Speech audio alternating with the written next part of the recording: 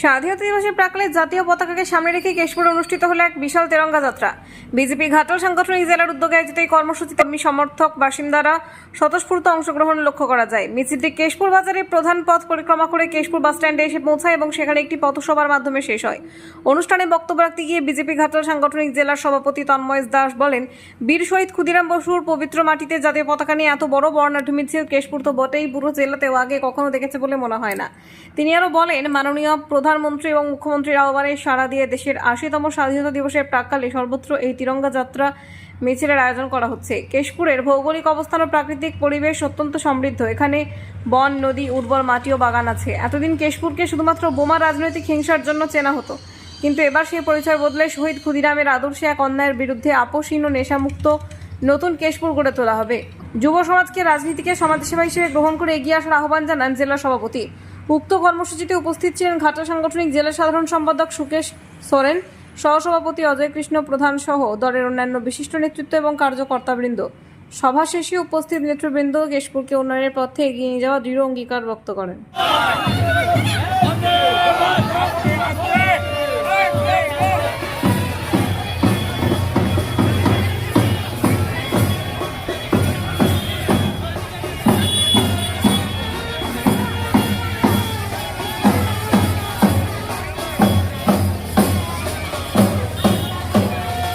প্রথম জাতীয় পতাকা নিয়ে এত বড় মিছিল মনে হয় প্রথম কেশপুরবাসী দেখলো।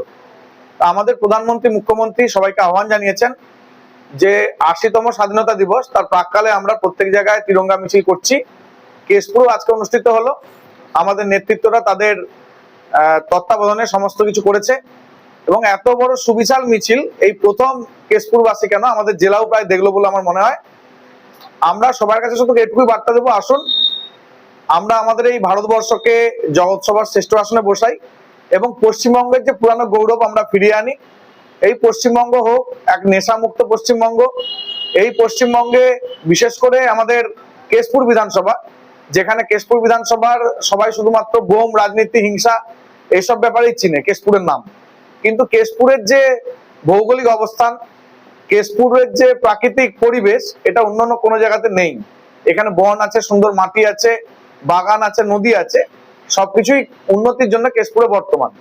তাই আমি সমস্ত কেশপুর বাসীর কাছে বলবো, ক্ষুদিরাম যেইভাবে শহীদ ক্ষুদিরাম যেইভাবে অন্যায়ের কাছে নতি স্বীকার করেননি, তেমনি কেশপুরবাসীও করবে না। কেশপুরবাসী এক নতুন কেশপুর বানাবে, যেই কেশপুরের পরিচয় হবে শহীদ ক্ষুদিরামের নামে এবং এই কেশপুর থেকেই আমাদের পশ্চিমবঙ্গ চালনা হবে। এই কেশপুরের গর্ব হবে, পশ্চিমবঙ্গের গর্ব হবে আমাদের এই কেশপুর।